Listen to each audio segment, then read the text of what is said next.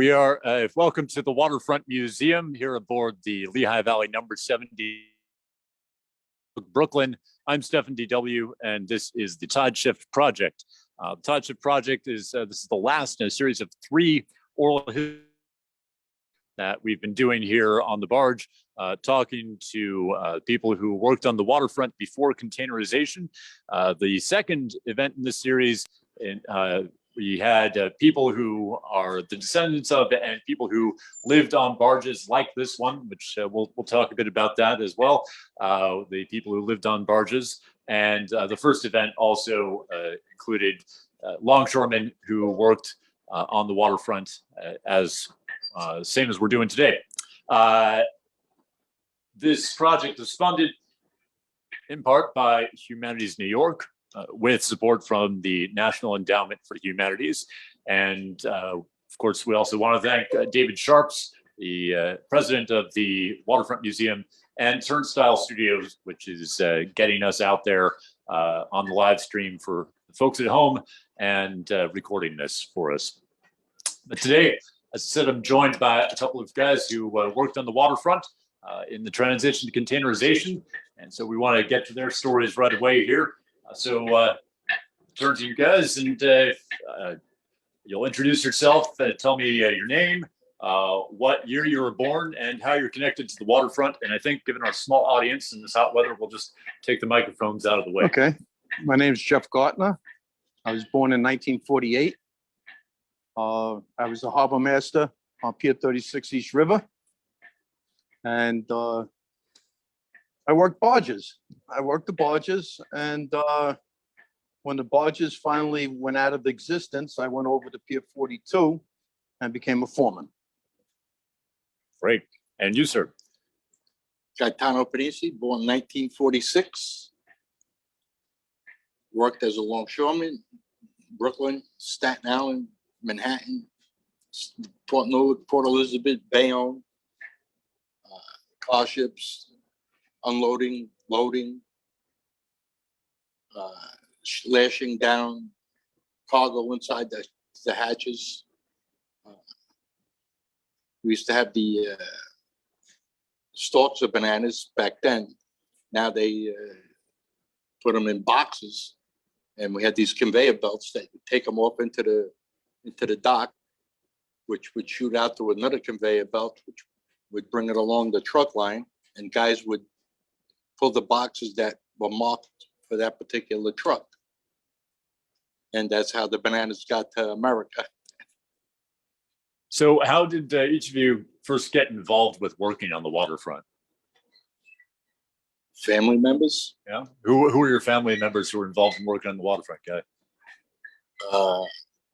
Cousins, uncles. My father was a stevedore. He used to run United Fruit Company. So when you say stevedore, what exactly does that mean? They were the company, the men that worked for the company, which controlled labor, which controlled the labor, and also they had to figure out the weight of the cargo going in the ship and how to take it out of the ship. If they took out too much weight on one side, the ship would list, and cargo would shift and maybe kill a couple of guys in the hull of the ship. Right. Or vice versa, you know. And it was very tedious work, and if you didn't know what to do, it was dangerous. It was very dangerous. Yep. And then containerization started, and the same thing with the bananas. They used to have conveyor belts that had canvas chutes, and they would put the stalks of bananas in there, and there would be 2 guys on the dock that would take it off and put it on the guy's shoulder, and he had to walk him anywhere from 50 yards to 60, 70 yards to the truck it had to go in. Now today, then it became the boxes, and there was still tarantulas and bugs. Yeah. Stowaways. We had plenty of stowaways. Right. What are your memories of stowaways? We were working in the hole one day, and we were like 12 guys down. No, we were almost 18 guys, I'm sorry. And all of a sudden, we had extra guys working with us. So what they would do is they would make little rooms inside they would get some of the bananas and make a room, and they would have things of sugar and water to survive. And it was air conditioned. Some of the guys would start a fire, and we found a few dead bodies also. Yeah. I wondered about that because it sounds like if you're shifting stuff in the holds, that's making it more unstable. I imagine. So now all these guys Yeah. would start working with us, and then as they, lunchtime came, they would all come out to try to get away. But most of them would be U.S. custom agents grabbing them as they were coming. They knew who was who. They could tell. Yeah. They were trying to dress like us and all that, which wasn't too hard, of course. Yeah, How would you dress normally? Dungarees, yeah. safety had to be safety, long sleeves, no shorts, and, no sneakers. Helmets didn't come in till Yeah, I don't know, maybe 78. yeah, Right? 78. That's yeah. when we started. We had to wear a safety helmet, but before that, there was no helmets. But if a 500-pound box fell off the thing, the helmet, The helmet didn't that'd help take you. you out of the helmet. Yeah, it didn't help you much. We were talking about steel-toed boots before. Guy, did you wear steel-toed boots ever? Yes. Yeah. Yeah, because you're operating machines, and we had these rollers.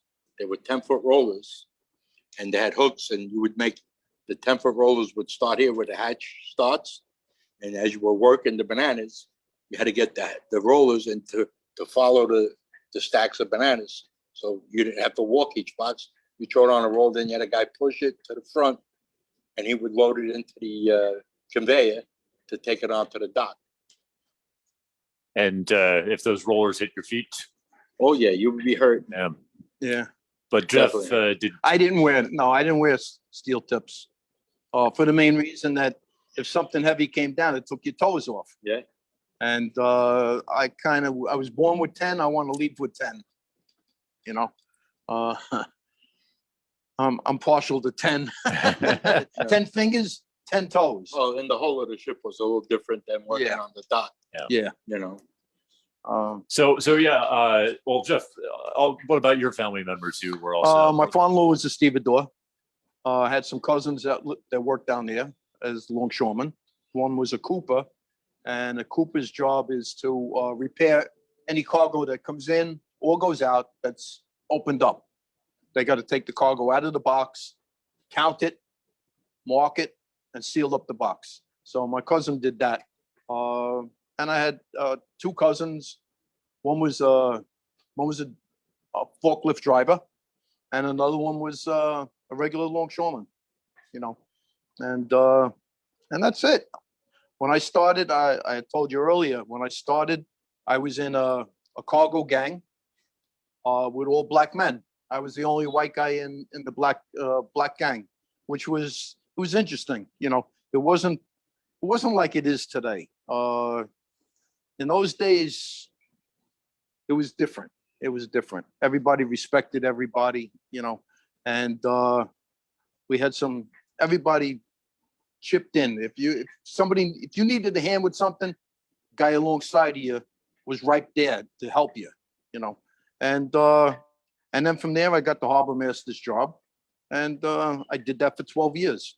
What is a harbor master's job?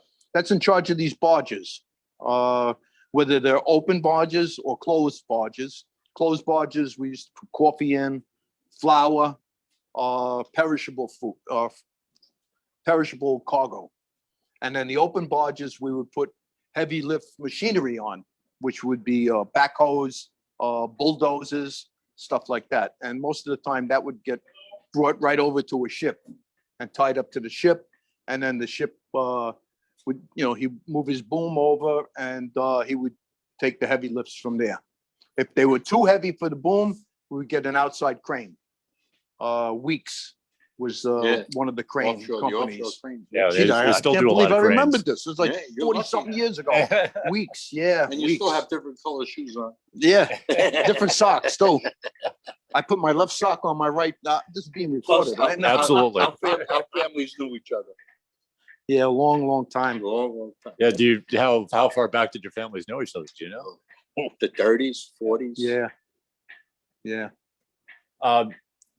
So you mentioned the flour, and before we got started talking, we were asking questions about related to this particular barge that we're on. We have heard that Spencer and Son ran this barge for a while. What do you remember about Spencer and Son? They were basically independent. They came with their own drivers. They were their own forklift drivers. They came with their own laborers. And I guess the company that I worked for billed them accordingly. You know, I don't know how it worked, but I really didn't have much to do because, like I said, they came and they took over the whole thing. They shifted their barges around, you know, and I just stayed there and supervised. You know, it wasn't until after Spencer left and we were putting coffee in these barges that I came into my own, let's say, you know, supervising the loading and unloading of these things. Well, can you tell me about learning your jobs and learning how to do the work you did? What was like the training process for you like? Oh, training. Well, I learned how to shift these things around from the prior harbor master. You know, I worked with him and I learned everything from him. You know, as far as working or driving forklifts, when I went down, I took one forklift out. I learned how to drive that, and it was just Self-learning. yeah, it was self. You know, I went right up the ladder from a 3-ton high-low to a 25-ton forklift, and it was basically the same. You know, it's just a bigger machine, and that was that. And you know? common sense. Yeah, and common sense, Common right? sense. Because that was a big factor. Oh, yeah. Because it was very, very easy to get hurt. Yeah. You know, And what about just working with the gangs and working, you know, actually just doing hauling freight? You know, how did you learn that? Well, the freight came out onto the string piece, which is the concrete slab that's on the outside of the shed, and then the deckman would send a winch, would send down the cables, and you would hook the pallet up, and it would go over into the hatch, and they would unload it inside the hatch. And if it was unloading, it would be just the opposite. You know, the cargo would come out, go on the string piece. We'd unhook it. A guy with a forklift would come, pick it up, and put it inside the shed wherever it had to go. And how old were you when you started working on the waterfront? 19. You?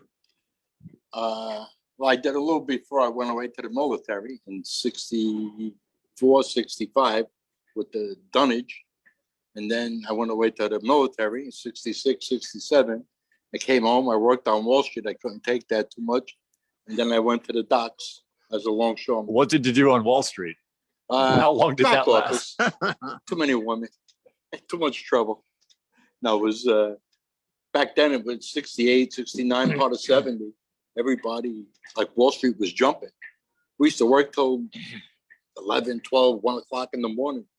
And it was great because, you know, whatever, well, when I went to look for the job, I didn't want to disappoint my father. So, or my family. And I got a job in the back office, you know, filing, stuff like that. The guy looked at a couple of companies that I went to, they told me, oh, you don't look like you know what you're doing. And this one guy said he looked at my military record. And he says, you got a job in a little company called G.A. Saxton. And he hired us. And the first year I worked there, he gave us a bonus, a couple of $1,000. Wow. There was a company down there called Allen and Company. Whatever you made for the year, that was your bonus for the year. But then I had cousins of mine. I had a cousin of mine who was the president of the Solomon Brothers Bond Department. Jeffries and Company. My other cousin was the president. I had a cousin of mine who was the president of AIG Insurance. Another company, Axelrod, and everybody. And then I had another cousin. They're in the oil business, which they are still doing very well today, thank God. And he's building an oil terminal in South Jersey. Wow. He can retire, but he's a worker.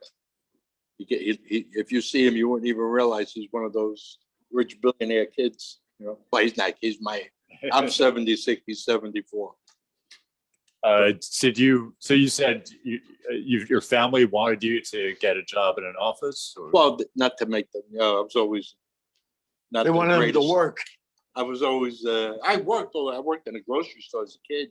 Yeah. I don't know if you know where Key Food is on Henry Street. Yeah. Well, there used to be a little grocery store. They used to put us to work part time, 1-2 days a week. All the kids got a turn. And then when he bought the building, it used to be a church. Yep. Then it became a theater. Then it became a warehouse. And then he bought the building. And he brought us there to work. And what we did was, we did the electrical, the plumbing. We built the dry goods freezer loft up on the upper part of where the church is. And we did things as 15, 16, 17-year-old kids would never think about doing today. Today, they don't even know how to hold a hammer, half these kids today, let alone a shovel. Well, you went, do you remember when you first learned to hold a hammer? Oh, yeah. I was like 10 years old. My fingers were hurt. And so you grew up in the neighborhood? Yes. Yeah. Sackett, Van Brunt Street. Then we moved from Sackett to Sackett and Clinton. And my mother's family came from Henry Street in DeGraw. My father's family came from Sackett and Van Brunt. I was born in the house I was born in. There was Russo bananas downstairs, and they used to bring the bananas from the truck down to slide it down on a 6x2, and the guys downstairs, they would send it down with a rope. The guys downstairs would get it with the rope and put it on the hooks, and the whole basement was full of, they had refrigerated, of course. Yeah. And that was back in the 50s, Well, they were there from the 40s, 50s, 60s. And, it was an experience of life growing up with family members. The building I grew up in, it was 2 brothers, 2 sisters, 14 kids. It was 4 girls, 10 boys. And we were 5. My uncle had 5. My other aunt had 2. My other aunt had 2. But you walked in any part of this neighborhood back then, and you had all the flavors of everybody's cooking. You walked into the building where we grew up, the same thing. Who's cooking zeppelis and making the sauce, making the spadinis and the meats. And, it was just fantastic, And just like around here, there was, like all you would see is guys going to work with these hooks on their shoulders. Not thousands of guys walking down all these different blocks to get to their job.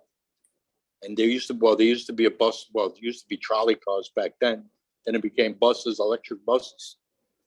And then they started with the containerization. And if we didn't get the containerization, it was up to certain people from here to 65th Street along 3rd Avenue, from Brooklyn Bridge all the way to 65th Street, would have been bigger than Port Newark, Port Elizabeth, if these guys would have got the way they wanted to do it. They would have knocked down all those factories and everything. Yep. Everybody was abandoned because nobody maintained the buildings. The same thing happened here. Like some of these buildings, I would never live in some of these buildings, I'll be honest with you. Why not? Especially after Sandy. Yeah. And it wasn't the 4-legged creatures you had to worry about. It was the 2-legged creatures you had to worry about, right? And what about you, Jeff? Are you from this neighborhood? No, I came from Ozone Park, Queens. My father-in-law lived. My father-in-law came from this neighborhood and then moved out to Ozone Park, and that's where I got my start, from Ozone Park. Like I said, it was a good opportunity. You learned a lot, and that was basically it. You learned a lot, and I miss it today. Oh yeah. And if you did something wrong, they didn't throw you into the street like a dog. Yeah. You got a smack in the back of the head. And they taught you how to do what you had to do. I was Exactly. drinking. It was in the wintertime. The first time I worked on deck on Pier 11, right here. So Sorry, Pier 11 in Brooklyn? Yeah, in Okay. Brooklyn. So I'm on deck. The guy says, "You're partners with those guys up on deck just to watch." So I had a hot cup of chocolate. So this old Italian guy comes up to, "Hey, what do you got over there?" He goes, "This hot chocolate." He goes, "Well, let me see." He gets it. He empties the cup out into the river. He goes and he smacks me off the back of the head. He goes, "Stupido. In 5 minutes, you drinking this, you're gonna get the chill, and then you won't be able to work, and then you gotta go home. You cold outside, you drink cold water. When it's hot out, you drink hot stuff." And it's true. Yeah. Yep. I know, you see people sometimes they'll drink something ice cold, and they'll faint when it's really, really hot. You know? Yeah, yep. So you learned a lot. It was, Oh, yeah. It was like all the And time. then you're learning. being in the military, yeah, Yep. you'll learn a lot. And And 1966, 67, I was away, so. I think the docks still would have been productive today. Well, maybe not so much today, but a lot of years after they did close. And one of the reasons why Pier 36 and Pier 42 closed was because of the rents they were paying. Mayor Koch, who I have no love for, None of us do. he had the city council jack up the rent on Pier 36. I think at the time they were paying, I don't know if it was let's say $600,000 a year in rent. Well, he had them double the rent. And they did the same thing on Pier 42, Banana Pier. They doubled up the rent, and dollars and cents, the company turned around and said, well, how are we going to survive over here? Jersey, in the meantime, was opening up Port Newark, Port Elizabeth, and they turned around and said, well, come here, we'll give you 10 years free rent. Now, if you're a company and you're paying $1 million a year, and somebody comes along and says, I'll give you 10 years, that's 10 million right off the top. Yeah. So they didn't care, the city council didn't care that they put 300 longshoremen out of work. They wanted to turn Pier 36 and Pier 42 into parks. Like they did over here in Brooklyn. And Pier 42 today is no longer existent.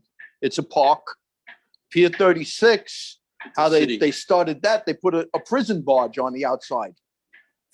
And once the prison barge was there, they couldn't have longshoremen working there because it was a conflict of interest, let's say. So companies started to move out. And then finally, they decided that this prison barge was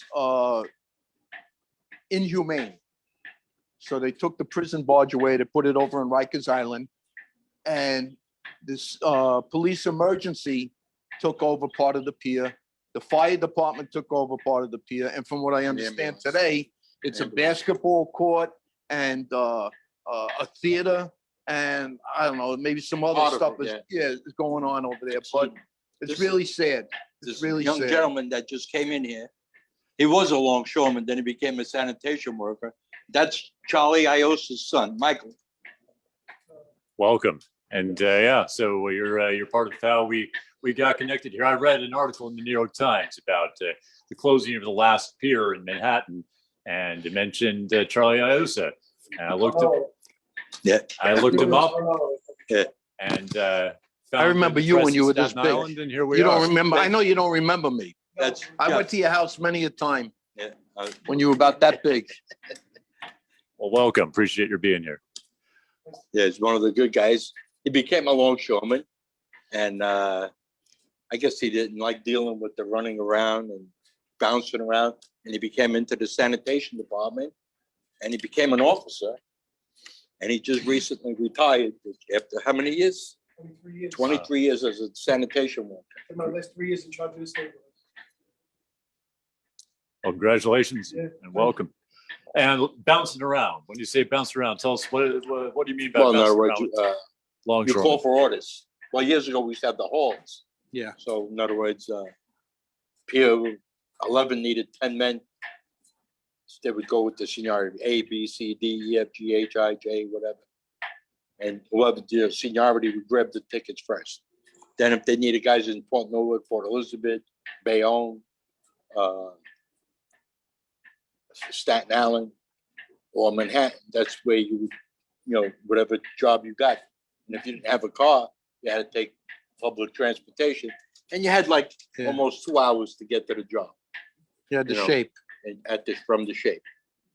And it was a good thing. And then there was the guarantee, which in other words, the guys got paid because of the containerization, they went from 30-something man gang to a 16-man gang. So what happened to the rest of the guys? There was no work for them. So they came up with the tonnage of X amount of tonnage came in, they put that money towards the guarantee. And they would pay these guys 36 hours a week. And they, of course, had the coverage, which I'm retired now since 2013. And the International Longshoremen, they picked up my 20%. I'm on Medicare, and they pick up my 20%, which a lot of people have to pay for. Yeah, that makes a big difference. And plus, I'm a veteran, so I get coverage there too, And in those days, we had our own clinic, Yeah, ILA clinic. right over here on So- Union Street. There was one in Union Street. There was one on 14th Street in 14th Manhattan. And if you didn't feel good, you went there. You saw a doctor. Any If you wanna- family member, as long as you were all related. Oh, wow. Yeah. How close a family member? Just within Your your kids, your immediate wife. family? Yeah. Yeah. Immediate family. Yeah. I mean, you couldn't get an uncle to come Yeah. in, but yeah, if you didn't feel good, you went there and you saw a guy behind the desk that said he was a doctor. I'll just leave it at that. And Dr. Zorba. yeah, and the dentists were just as bad. The dentists were drill happy, Yeah. and they just came out of whatever dental school there was. So you were their victim. If you came there with something stuck between your teeth, that was a cavity, and they drilled it out, And before you know it, if you only had 36 teeth in your mouth, by the time you retired, you had 4, because they just drilled them out. That's what you had to deal with, 10 toes and four teeth. Yeah, and the doctors weren't much better than that either. There was some doctors that there was this one doctor. I swear he was on an oxygen tank. That's how old he was. How about the guy with he looked like Dr. Zorba with the crazy hair. Remember? When he called you in the office, you ran out. I went there one time with a sore throat. I said I didn't have a sore throat. Actually, my wife had the sore throat, and it's too long ago, so I don't have to worry about this coming back to me. But my wife had a sore throat, and she wouldn't go to the clinic for anything. And I worked in Manhattan, so I would have had to drive to Ozone Park, pick up my wife, and bring her into Manhattan, which wasn't going to happen. So I went to the clinic, and this doctor was behind the desk, and I went, I got a sore throat. And he took out a flashlight, and he stuck it in my face. And he said, I open up, and he goes, yeah, I could see your throat's red. And he wrote me a prescription, and you went up to the second floor to fill it. They had their own pharmacy up there. We didn't pay for anything. Yeah, we didn't pay for nothing.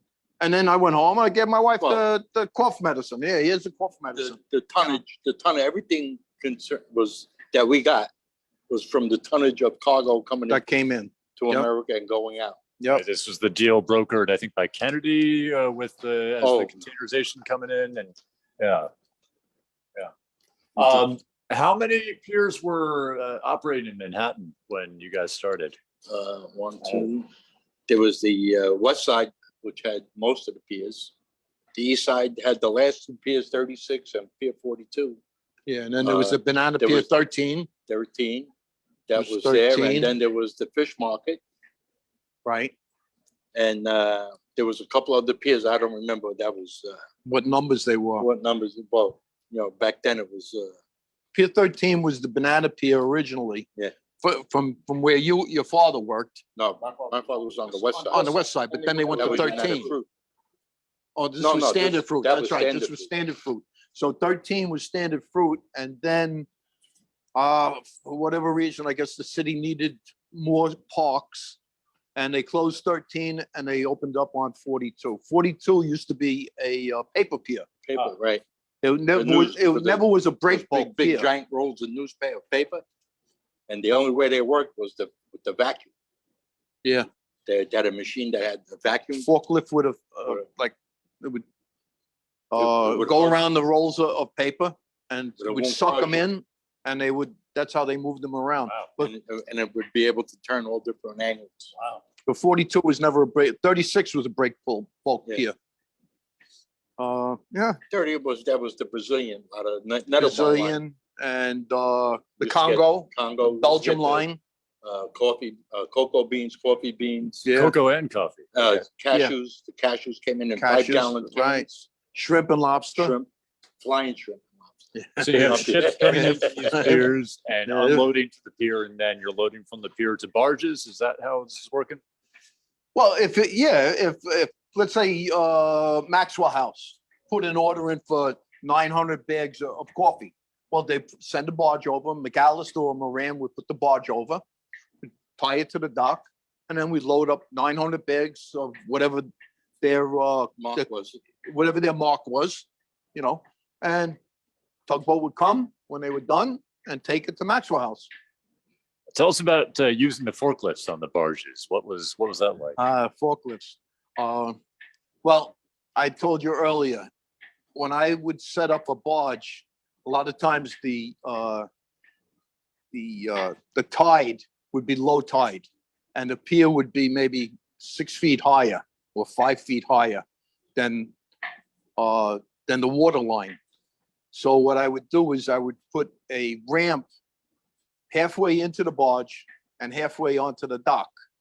And then I make the sign of the cross, and I would go onto the ramp and teeter it like this, teeter it until there was no return. So you're on the forklift, and I'm the on the forklift is forklift, on the and ramp, I'm on- and the ramp is I'm on the halfway ramp. over the, Half the ramp is in the barge, half the ramp is on the dock. and the barge is 5 feet below the dock.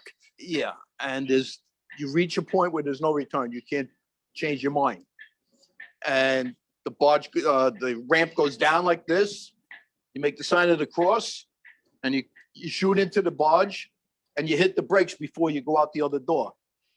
And the same thing, a lot of times, well, once it was loaded, the tide was up, and you could almost basically drive it right out. But there were times when you hit low tide, and you'd have to use a 25-ton high-low to come in and put a bridle on the blades and pull the forklift out, the smaller one. And that's how you got the job done. Yep. You know, How wide was the ramp, David wants to know? how wide? Yeah, No, the, like the, see the Yeah, ramp, you like- have to go a little wider like your than that. walkway ramp, All right. like that. Yeah, So about a 4 foot wide. yeah, it was like that, you know. And, you know, you had to have self-control, and you had to know how to operate your gas and the brake. Yeah. Like you said, you know, if you go down too far, Right out. you're right out the other side. And if you had your scuba gear on, you're all right. What And did, there were times when we loaded, you know, if we had a lot of barges and another barge was tied up on the outside, we just put the ramp, we picked up the ramp from there, brought it in, and worked that barge also. So it was interesting. It was, like I said before, I still miss it today. I really do. And then you had a lot of longshoremen And who was a barber. Like if there was no work on the piers, who was a barber, a bricklayer, an electrician, sheetrock, carpenter. They did anything, you know, you had families. If you didn't have any money, because you only got paid for when you worked, yeah. you know. right, So all these guys had second jobs. second jobs. Did either of you ever have second jobs? No, I did. I didn't. I didn't. I did when there was, when I first started, there was no work.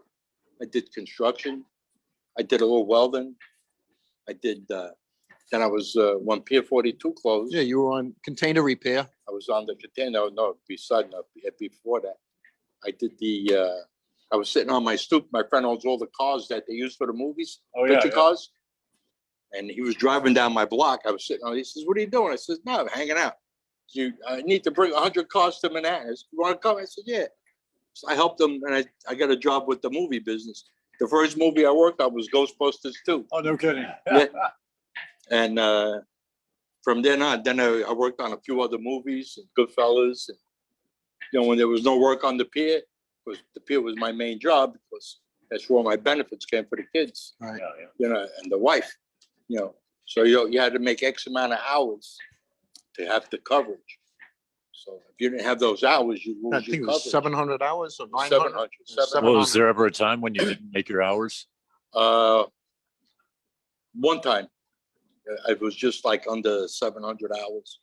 And then some, you know, being that I was always on time, my work, they gave me the extra hours, you know.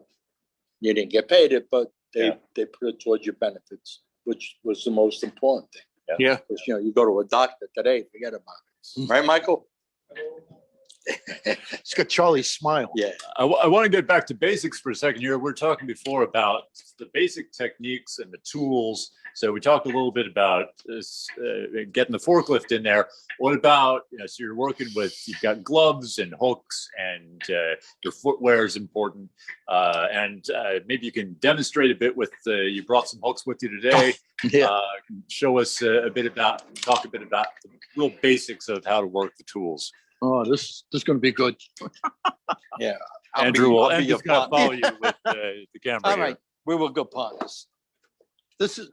I go away from the turn there. Okay. Now, just imagine, I had hooks too. And this is the coffee bags in between us. But this is basically, these are coffee hooks. And basically, this is what's used to load coffee onto a pallet. And you work with a partner, you pick up the coffee and you swing it. He swings out, I hold my end. And it goes this way. Then we do after the opposite. two are lined up that way, he does the opposite, and we put three this way. And these are the hooks. And you could pick up 250, 300 pounds coffee bags With the right partners. with the right partner, and it's like picking up a bag of groceries. No strain on you, but if you get a deadbeat as a partner, you don't want him. So you make an excuse that you got to go to the bathroom or something like that. You get rid of him. But anyway, so that's that. Okay, now I can't believe I'm doing this. I really appreciated it. This is a cargo hook. This, when I started on the pier in 1968, cargo hook, I was in a cargo gang. This was the hook I was given. It had a wooden handle.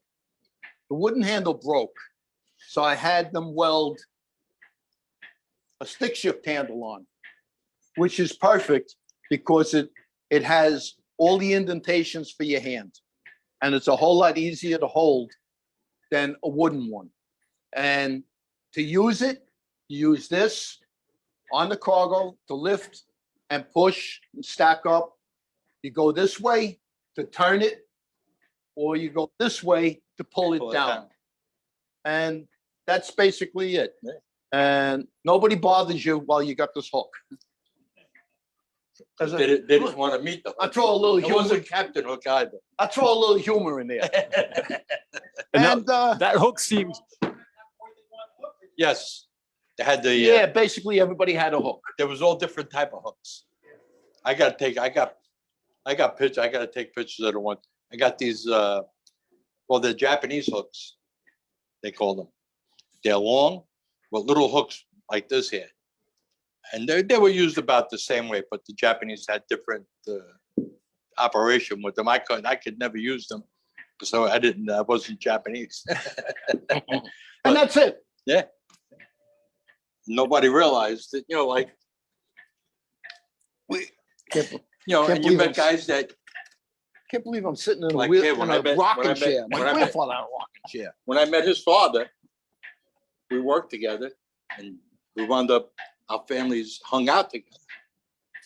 I practically grew up with his father and I knew them when they were all, when they were, he has a twin brother, by the way. If you see his twin brother, you would think they were twins. He's Believe- emotional. And he's still along, he's a foreman His now. son. And my son is a longshoreman and his brother.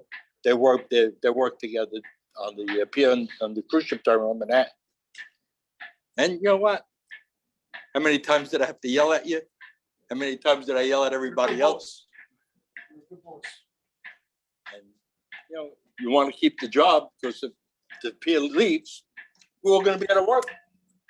Exactly. And this was the problem with a lot of people. Yep. You know, they were looking to, oh, I got something to do, and I got 40 guys have something to do. Who's going to do the work? I'm the boss. They never Right. looked into the future. They were always busy worrying about today. Themselves, How am I yeah. going to get through today? But what about tomorrow?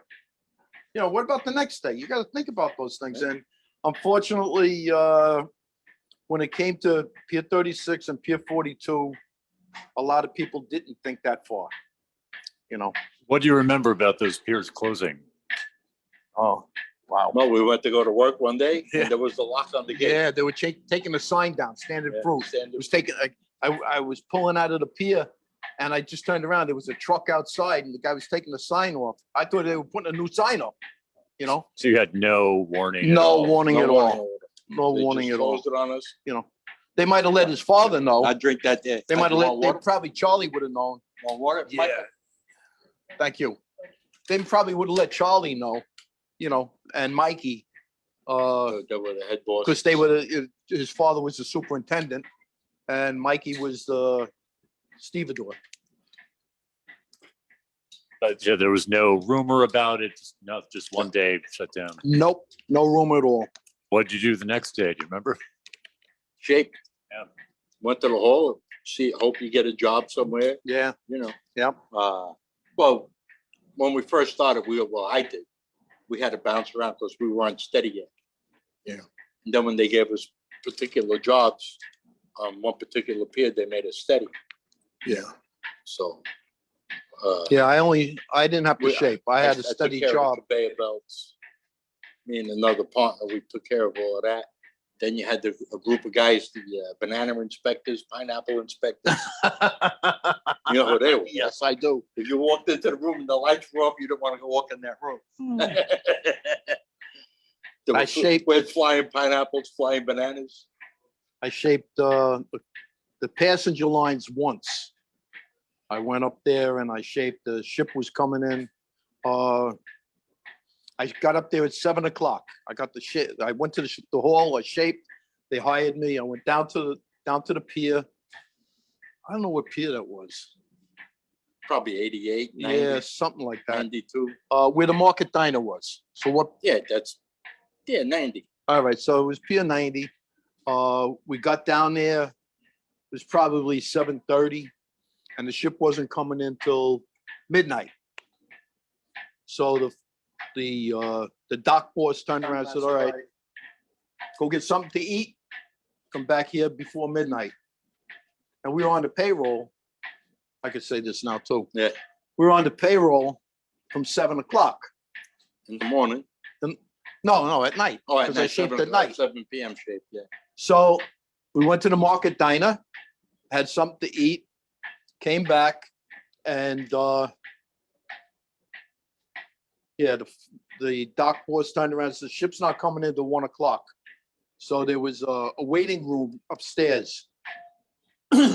And I used to smoke cigarettes then, and I says to the dock boss, says, can I go up and have a cigarette? He says, kid, and I was a kid. You could smoke the whole pack. Smoke the whole pack and then come down. So we came down, the ship docked, guys came out, took the lines, and I think it was like maybe 3 o'clock in the morning. And they started to take the suitcases off, you know, because it was the passenger lines. And the dock boss got everybody together and he says, I need 6 guys for 7 o'clock in the morning. So naturally, everybody's raising their hands because we're on the clock from 7 o'clock that night. Yeah. You know, so that's nice money. And we had fantastic benefits. And so everybody's raising their hand and dock boss went 1, 2, 3, 4, 5, 6, 7. Okay, the rest of you go home. You got paid to 6 in the morning. We only worked for about an hour and a half. Yeah. And we got 13 hours or 12 hours overtime. Wow. Now, the union benefits were fantastic. I have yet to see a union that had better benefits than us. We had from 6 to 7, from 5 to 6 was overtime. 6 to 7 was The double meal hour. time, The meal hour. meal hour. Then you worked from 7, if you worked from 10 after 7, and they sent you home, you got paid to 9 9 o'clock at night. Right. Automatic. Then from 9 to 12 was overtime. Overtime. Then from 12 to 1 was double time. No, there was another meal hour. Yeah, that was double time. Yeah. And then from 1 o'clock, you got paid to 6 o'clock In the morning. in the morning. Not unless it was an emergency and they would keep you on. Yeah. and then you would get paid straight for it. What was the longest stretch you worked that you recall? Oh, I've worked actually almost 32 hours. Wow. You get a couple hour break, you go grab something to eat, sleep in the car for an hour or two out in Jersey. Because Jersey, they keep rolling. You know, it's not like what's going on today. California, they only work X amount of hours and they stop. Yeah. Over here in New York, we'll take all the ships here in New York and our guys will keep running it. We'll get those ships, we'll get those containers off and out and going and get them, whatever has to go back on the ship. Yeah, it's a different It's a union out different, there. you know, different way. And then you got down south. You know, There's you no got half- union. There's no union. You got the right to work. And half, some of them are union, some of them aren't. Now, those guys that aren't, they don't have the benefits. Right. So I would rather have the benefits and get paid a couple of dollars less instead of having to worry about it. So if there's no work for a month or two, what do you do for your benefits? Yeah. How are you going to pay your rent, your bills, your Yeah, but kids? down south, if you didn't work, if you didn't produce for them, you didn't work the You next didn't work. day. Yeah. You know, we'll hire you, you got to produce. If you Yeah. don't produce, go find another job. Yeah. You know, and that's the way it was. You know, like I said, New York had fantastic benefits. And you don't have any experience working down south. You're always here in New York. Always New York. Yeah, always New York. The only time I worked South Brooklyn, right here, right here. 6 weeks paid vacation, Yeah, and you didn't have to take the vacation. You got a check for 6 weeks. Yeah. 16 paid holidays. 16 paid holidays, and if you worked the holiday, you got a Yeah, check. double You time got in double there. time plus the check. Yeah, So like I took him said, out to double time and triple time in there. So, were you aware of containers when you first started working? Because they've been around. Well, yeah, they've been around. They had the Dravo boxes, the 10-foot by 10-foot ones. Those were the Dravos. Yeah. That's when they started those. Those were the small ones. And then they started, you know, people started saying, well, you know what? They made the 20-footers, then the 40-footers. Now they got 50 55, footers, 55 footers. And what was going on is all three of us are shipping stuff out to America. We would share, put all our stuff in that one container. Then it would go to New York or Jersey. And like on the dock, each dock, they had markings, section A, B, C, 1, 2, 3, 4. And that's where the truck driver knew to get his stuff. By, you know, it was all alphabetical and number ordered. And they would put, you know, all the cargo that came off of that, your stuff is my stuff, mine, it was all separated. And you had checkers, of course, to check all that stuff. You know, that was the best job that you could have on the waterfront. Being a 'Cause you didn't checker. have- The heaviest thing you lift was a pencil and a paper. yeah, And some a people we clipboard. knew were checkers. Oh, it was. Yeah. What was the first time you worked with a container? Do you remember how early? time? Sealand, Yeah. yeah, Sealand, Yeah, well, 36. held warehouse. Hell's Warehouse. In There was- Bayonne. That was in Bayonne. Yeah, but no, they were on 36 also. Yeah, but the main office was in Bayonne. Oh. We used to have to go. Then get there was that. another one. I can't, when I They used to first send us to started, get the checks. when I first started, I can't remember the name of the company when we first started. It was an English company.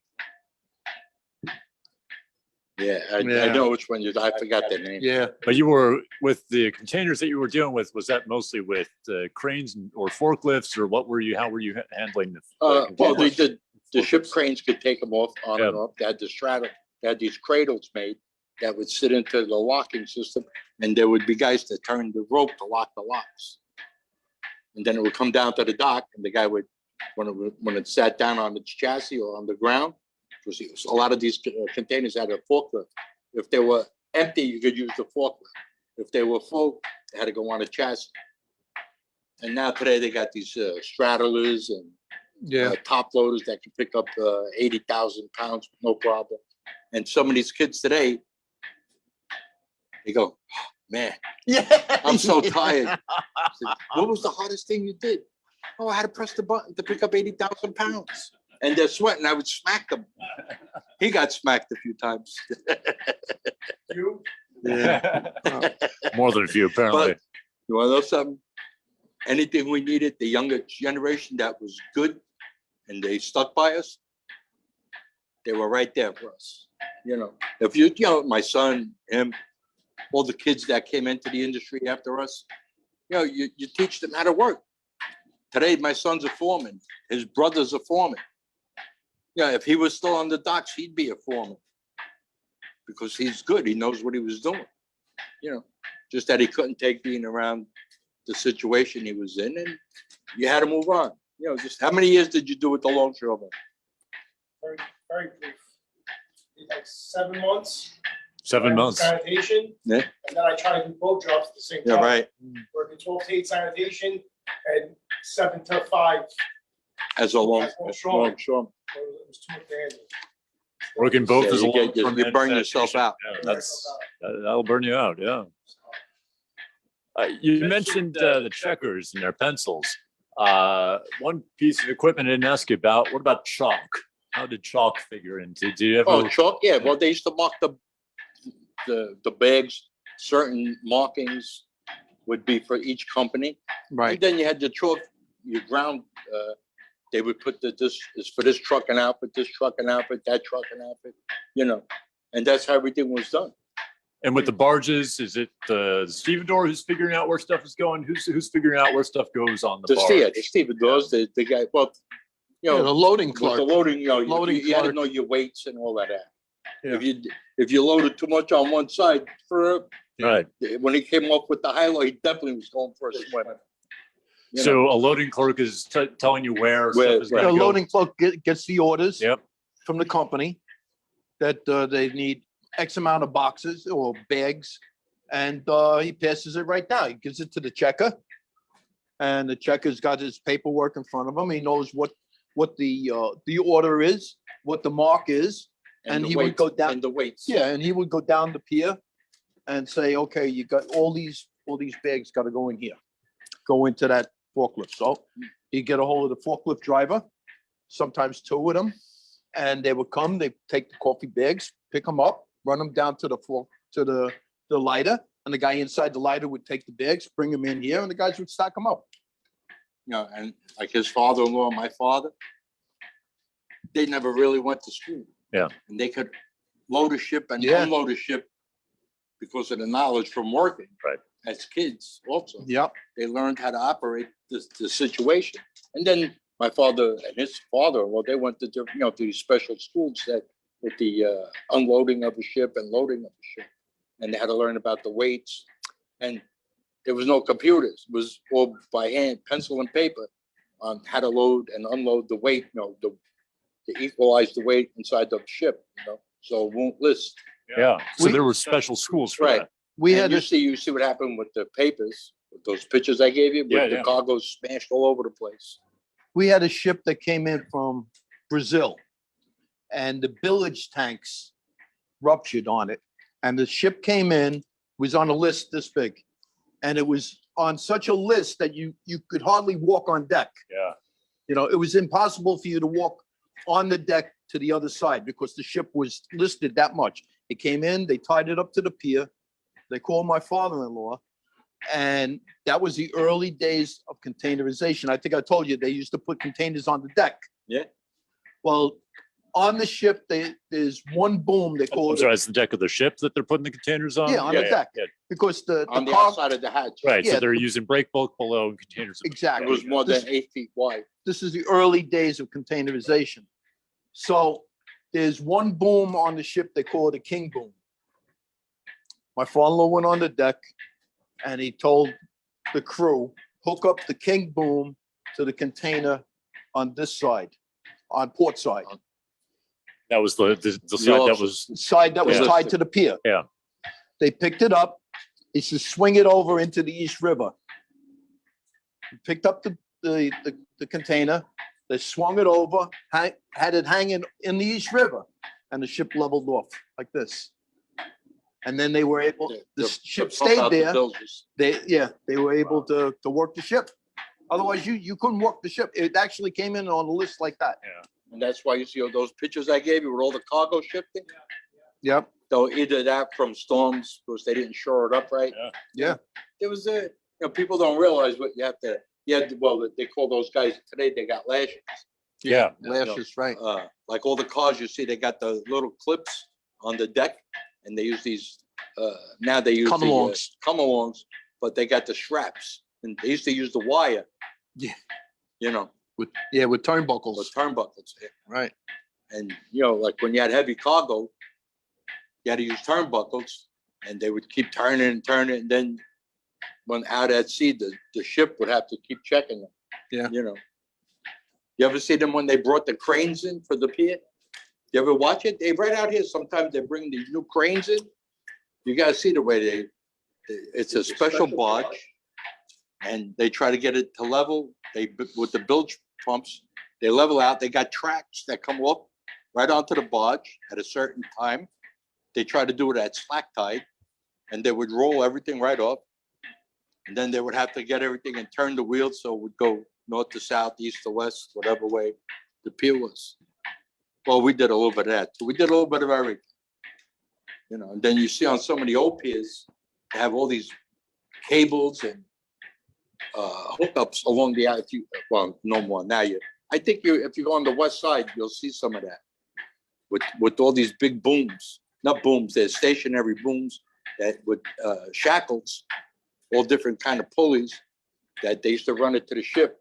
So in other words, they ran it to the ship and they would bring the cargo from the ship and bring it into the dock. You know, it was different. Well, back then it was a little different. It was steam operated. Yeah. You know, the booms were steam operated, so Yeah, there we wasn't got that from much control. So with the wires from the pier to the ship, they made it easier, and then they would bring it right down to the dock. The forklift would pick it up, whatever. It was some wild times, and you always had to be alert Yeah, All the time. all the time. All the time. you were talking about sometimes things went awry for you and accidents you saw and accidents you were involved in. And what are some things that stand out in your memory about when things went wrong for you? Oh, well, we had a guy get stuck. We had a guy get stuck in the hatch.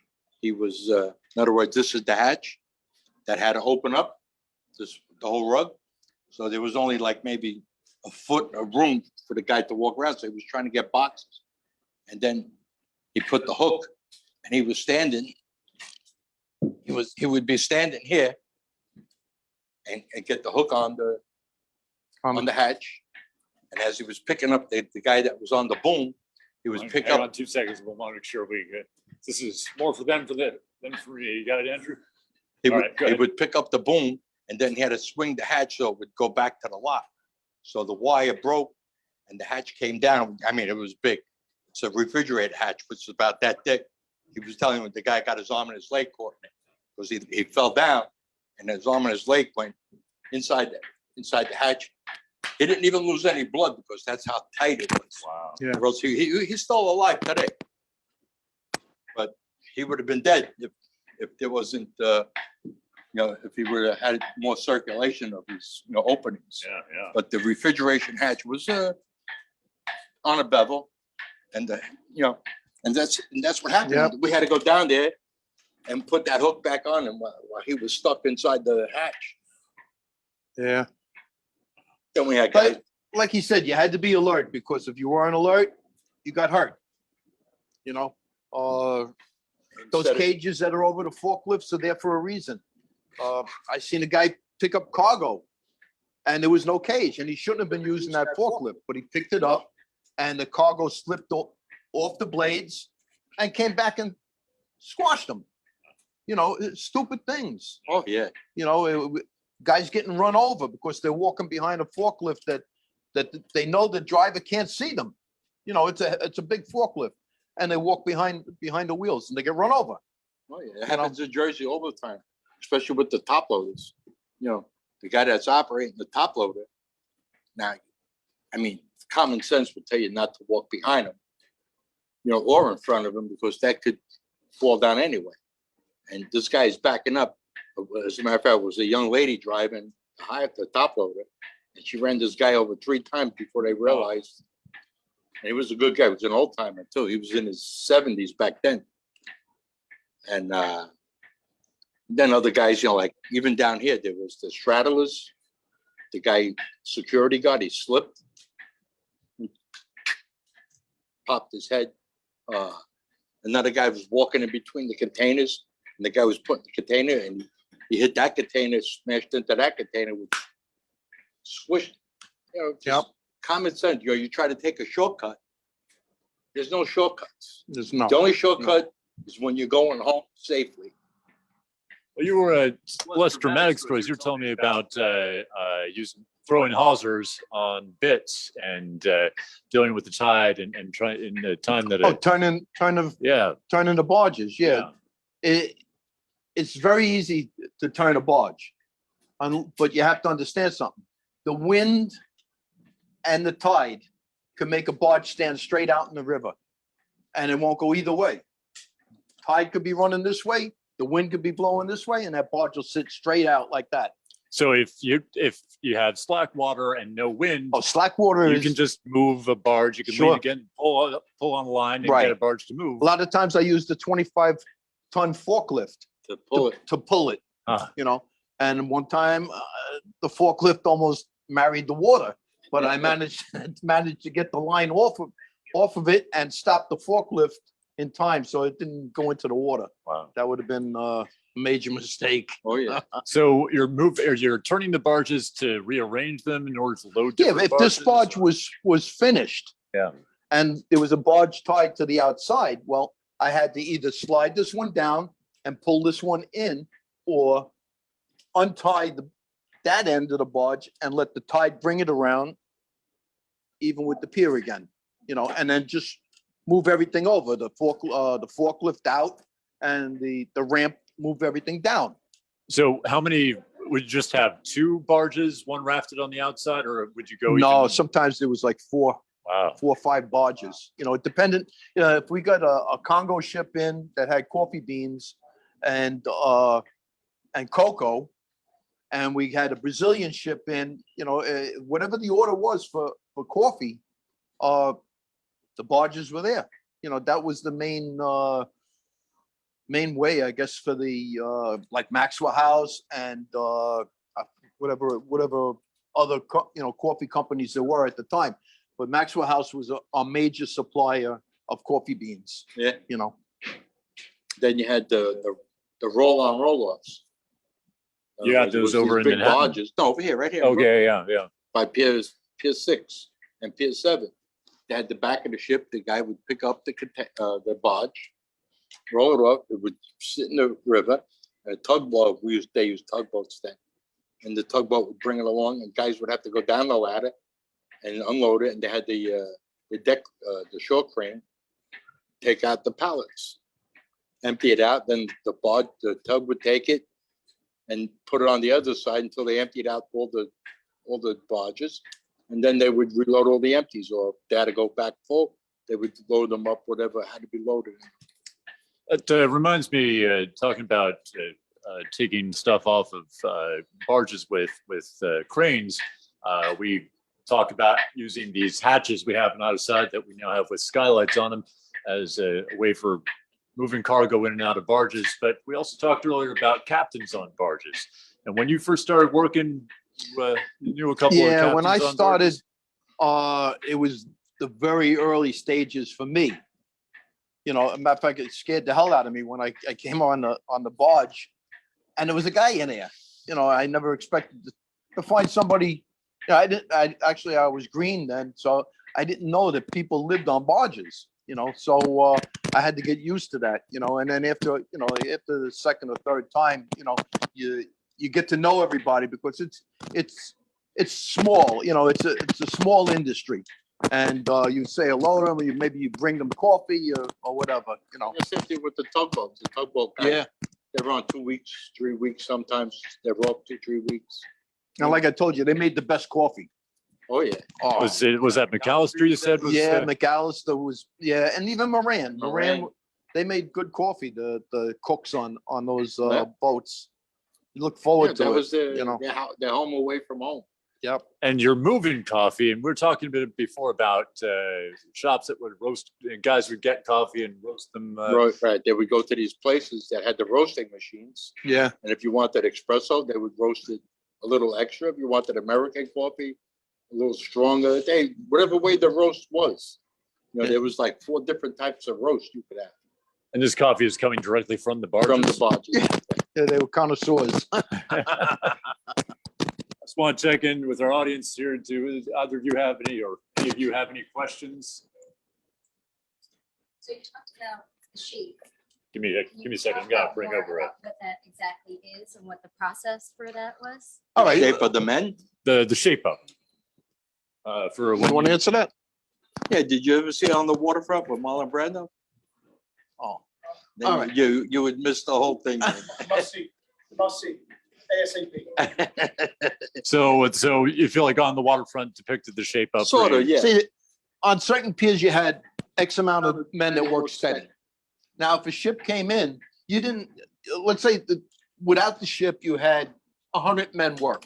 But now when the ship comes in, you need an additional 200 men. So they would go to a hiring hall, and guys, longshoremen from the area would go to the hiring hall, and they would look to get hired for the day to work that ship. And that's basically it. You know, that's the, And then you had the other guys that would definitely get picked because they had a toothpick in the area, or they had some kind of thing to notify, like the guy that was doing the hiring. You know, he knew who to pick, who not to pick. yeah, They had their It was- favorites, it was partiality. and that's what started this waterfront commission And what year did that stop? And the new, on Did the it 50s. stop? 2050, that Yeah, stopped? that's what's No, it that started. it started. That started, what The year waterfront. did that system stop? Now I know. Oh, in the every day 50s. Oh, with the that call In the in? 50s, yeah, in the Probably in 50s. 70. No, that the No, when you had to waterfront. call in. Yeah, no, this, yeah. but- That's what he's oh, asking. You asking When- about the calling? Call When did the in. calling Yeah. start? Oh, yeah, that the was 70s, the late late 70s. 70s, 80s. 80s. So you're no longer going to a place, you have to No, call in. no, now they had a Call phone up. system. They had dispatches. Yeah. So each, like in other words, let's say Brooklyn had 20 piers, they would have maybe 5 dispatches answering phones. Jersey had 20 piers, they would have 20 guys answering phones. Manhattan had 15, they would have. And they had 7, a 8 guys. list, and they would go down the list, call you and say, go to Pier So- 12 tomorrow. You So know, now all those guys were hired. Now they still need more men. So like in other words, Brooklyn, if they needed men, they would have to go to Staten Island first. Mm. Then from Staten Island, then they would use the Manhattan men. When they ran out of men altogether in the New York zone, then they would go to Jersey, Bayonne, Port Newark, and Port Elizabeth to hire men. And they still do that today. We get guys like on the cruise ship terminals and all that there. They still get guys from Jersey working in New York, guys from New York working in Jersey. You know, how many times did we work in Jersey? Yes. I worked in Jersey on car ships, cruise ships. Oh, they just started the cruise ships years ago. From this, some people, they wanted to destroy the industry in New York to make more parks. I got a picture of Pier from Pier 6 to Pier 1 by the Brooklyn Bridge, which was all cargo ships. Now it's all parks. And they put tennis. tennis courts, soccer court, ice skating rinks. How many men do they need to maintain that land? 20 guys, not even. Yeah. You put 1,200, 1,400 guys at a bit. You know, the whole longshoreman industry had altogether about 70-something thousand men between New York and New Jersey. That's Yeah. why our union was strong. There, nowhere on Union and Court Street, there's used to be the Union Hall. Now they made it a church. Well, if those walls could talk, they need more than a prayer to bless that place. That's for sure. Yeah, Minda, more questions. You spoke about working on a cargo gang. About what company that was and what the cargo gang does exactly, what the role is. Tell us more about a cargo gang. I'm repeating for our audience at home. Cargo gang was 22 men. And there was 4 men out on the string piece. There was 1 man at the railing on the ship. And then there was 2 deckmen. And everybody else was down in the hole. So we'd send pallets down into the hole. They would load the pallets. Deckmen they'd hook it up. Deckmen would take the cargo out. The longshoreman that was by the railing would give them signals, would swing over onto the string piece. and come down, and then we would unhook it, and the forklift driver would take it away. And put it in a location where the Yeah. truck driver knew where to pick it up. Yeah. So the next guy, in other words, the checker, he would mark the location for that company. So when the truck came in, they would look it up on the paper. Oh, go to section B3. And that's his stuff that he was gonna pick up for whatever it may have been, clothes, sugar, anything, shoes. You know, some guys went to work, Umbrellas. some guys went to work with their old shoes and they came home with new shoes. We can still talk about that. Oh, yeah, we now. could talk about that. Yeah. There were guys went to work, they weighed Had holes in 165 their, pounds. holes in their shoes, and they When walked went out home, with they were weighing with Bally shoes on. 365 pounds. And Yeah. then the Bally, best was, Bally shoes were really popular. the women used to make pockets all the way down to the ankle on both sides. And the most important thing they had to do was carry a needle and thread to burlap to it. And they would go over to a coffee bag and fill up your halfway and sew the hole back up. And they go to another bag, fill it up, and then go to the other side, do the same thing. And you know what? Back then, 10 cents, 20 cents was a lot of money back then. You know, these kids today got thousands of dollars in their pocket, $3,000 phones. Here you go, look, yeah. I bothered him too, folks. But that's, you know, but everybody looked out for one another. And then with the shoe thing, what they started doing was they would ship all the left shoes in one case and all the right shoes in another case. That's right. Yeah. So some Like a guys you see walking out like that. And the same thing, shirts, women's stuff, men's stuff. Undershirts. You name it, we went through. I was at the pier one day and I see like 4 security guards and they're guarding a box, maybe about 3 feet by 2 feet by about 2 feet. They had 4 bodyguards with their guns out. It was all gold coins. You know, we ship things out. You could, you know, down here in Pier 11, with the old cars that they ship out to South America, wherever they're shipping these junk cars, now they stop, they check everything, they've got the dogs. There was $500,000 cash, probably from the drugs, that was being shipped back down to South America. You know, he's agreeing with me. Where'd you grow up? Texas. I Where? watch a lot of television. Texas? That's like in the South Bronx. Question. Yes, please, a question. Good. Is the work done somewhere else now, or is it done by machine now, or how is that? No, we still, you see those big cranes right here in Brooklyn? They're still doing containers there. If you look across the river, then you see a bunch of gray cranes and blue. Those are containerization. That's all cargo coming into the country.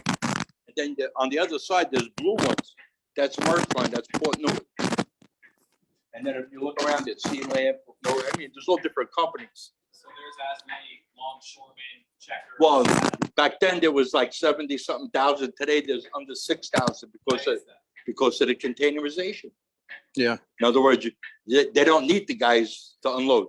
They got the container with 70,000 pounds in it.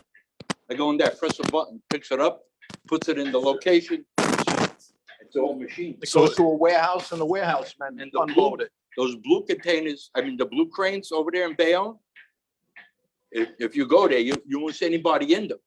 It's run from the office. It's all computerized with the ship. And they even got the electric, container, the hustlers, well, we call them hustler jockey machines. It's a truck. There's nobody driving it. And this thing takes it where it's got to go. You know, and what it does is Puts put men people out of work. Puts You people know, out what of kind work. of work you do? That kind of work, actually. Computer. Yeah. You young lady. Same thing. That's even worse. This is why this country's in trouble. They broke Oh, down, you should have got him they started. broke down the socializing of everybody. I got a question.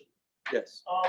I know the reason we have cobblestone streets in the city is because at one time we used to make things in America Right. and the ships were coming empty, so they needed things to hold the ships down.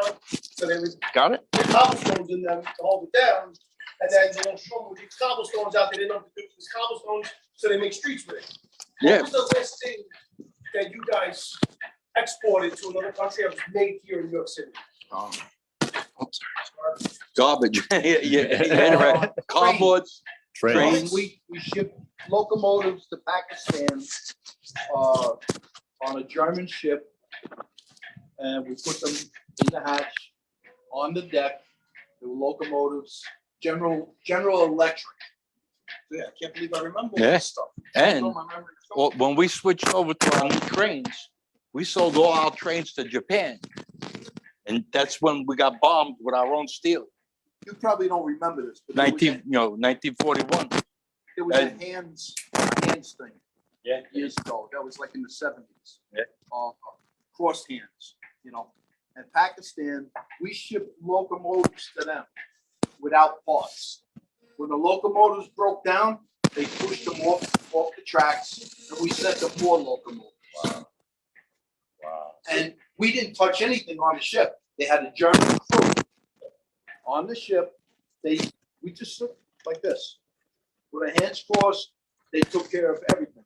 They hooked me up with the locomotives, put them on the ship. We didn't do anything. They took full control of the loading of those things. Also, you guys worked during wartime. I So, didn't work with you didn't work during wartime, during the Vietnam War? Well, I was in Vietnam. I wasn't working.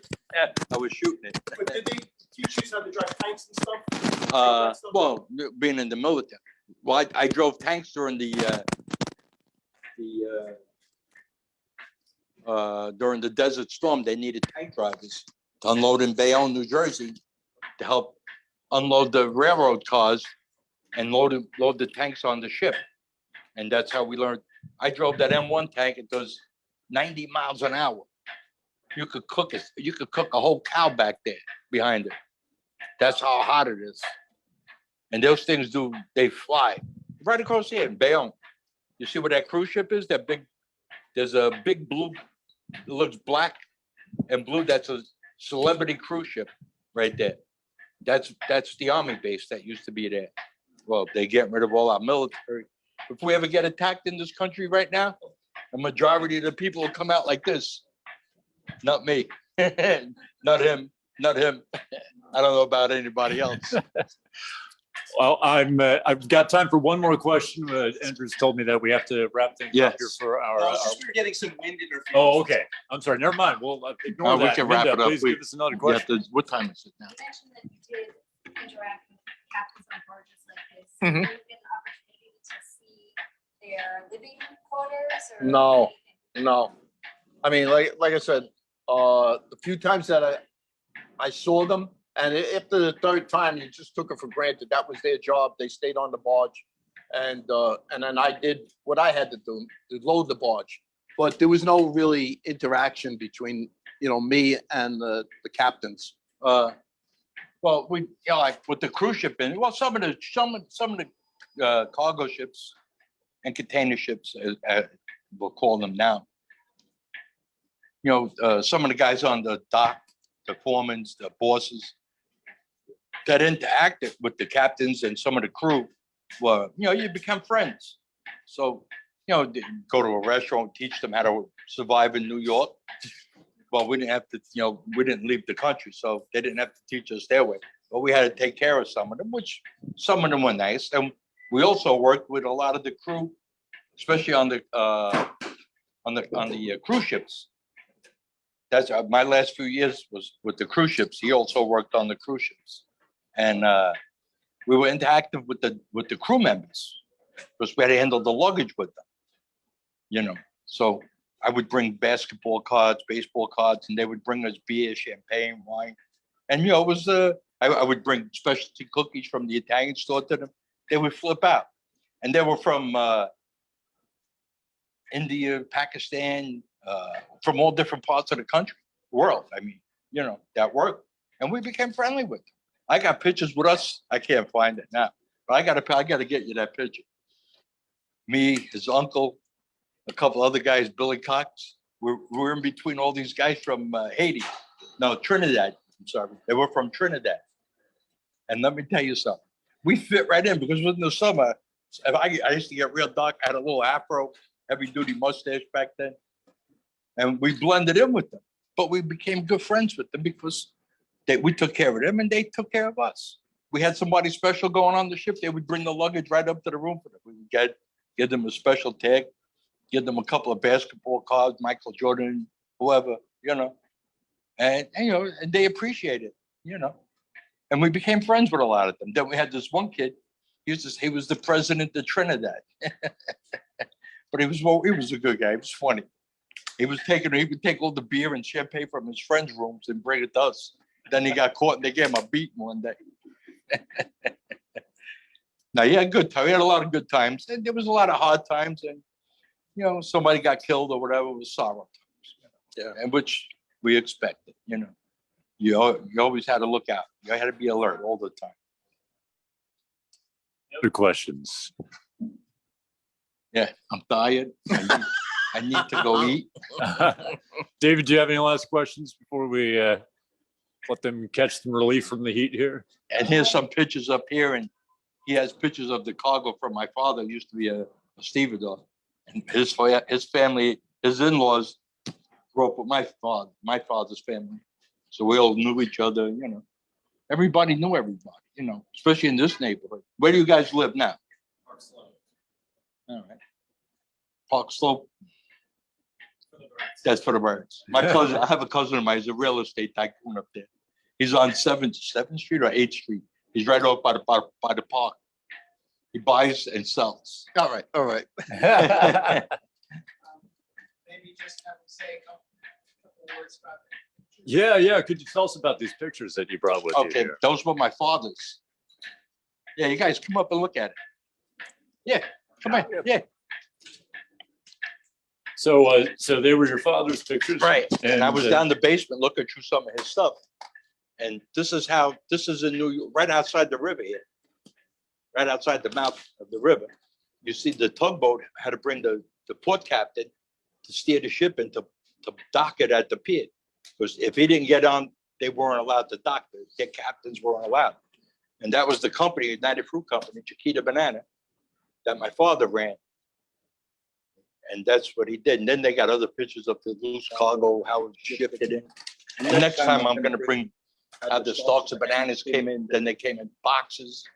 And there was still tarantulas and snakes and all that good stuff on them.